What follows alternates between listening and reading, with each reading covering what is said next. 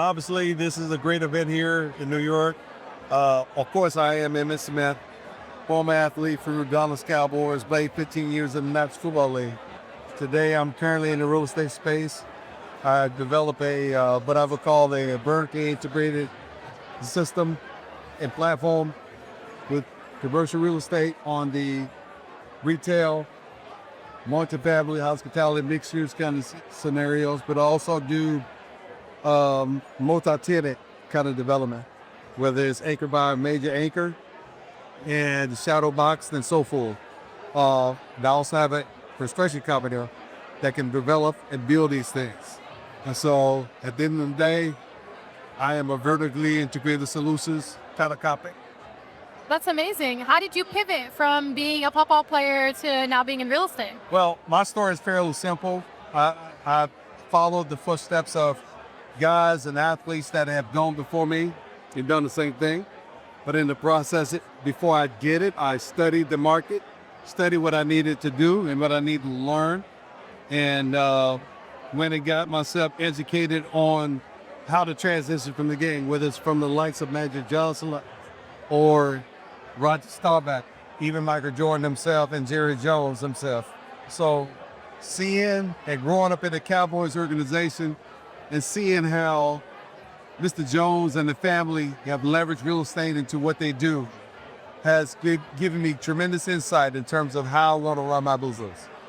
That's fantastic, especially to have like such solid role models to look up to. Definitely. How has social media played a role in this whole thing? But social media brings visibility to people that are unaware of what I'm doing on the business side and follow me personally on a lot of things that I do on the personal side. And so social media is a little bit tricky because some of our followers may not be interested in what I'm doing on the business side. They just want to know what I'm doing on the family side and I'm doing on the personal side. So you have to kind of balance these things. A lot of people around think that everybody want to know all your business. My followers don't want to know all my business, but there's certain segments of my business that people may want to find out. LinkedIn, for example, may be one of those organizations that people may want to follow what I'm doing. So it's a balance between the two. Because I don't just do real estate, construction. I got a NASCAR team. I have a restaurant out in Vegas. So my restaurant in Vegas requires something different. NASCAR team requires something different. So all those things require just a little bit something different. And I got to find the balance between the two to where I keep my viewers and my followers happy. 100%. I mean, you do so much that makes so much sense. Yeah.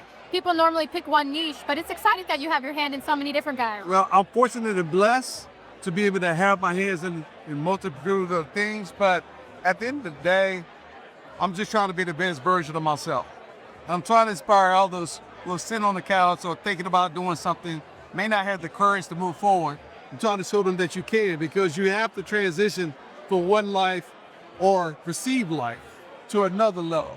And doing that, it requires courage, humility to go and seek information, go and seek wisdom in other areas that you might not otherwise go and seek. 100%. I mean, that's a great lead into my next question, which is what advice would you give to someone who is in one field that wants to pivot to real estate? Well, if you're in one field, obviously you learn that field, you probably master that field, or that field may not be interesting to you. Passion is the one thing that draws me. Passion for people. Trying to find areas where communities are left behind or underserved, but also bridging the gap between those other communities that are thriving and growing. And so real estate provides both of those opportunities. And when you look at it from the perspective of a 50,000 foot level view, you figure out how can I best serve my community as a whole, not just one segment. And for me, when I got followers that are black, white, Hispanic, and all kinds of doggone nationalities, I'm thinking about all of them, because that's the way the world is. It's not just one segment of the world that's white, black, or any other race. It's everybody. We all are a melting pot, and everybody needs services, and everybody needs opportunities. And so, as a quote unquote leader, that's my job, and I love it, because that's my God-given ability, is to open doors for others and leave the doors open, and leave the lights on. And so others can follow and perhaps even exceed what I've done and what I'm trying to do. So I don't take none of this lightly. I'm humble in the process. I want to work with communities that want me to work with them. And so it is my prayer that I have the opportunity to work with folks who really think about me on the top of mind and give myself an opportunity to come in and work with them.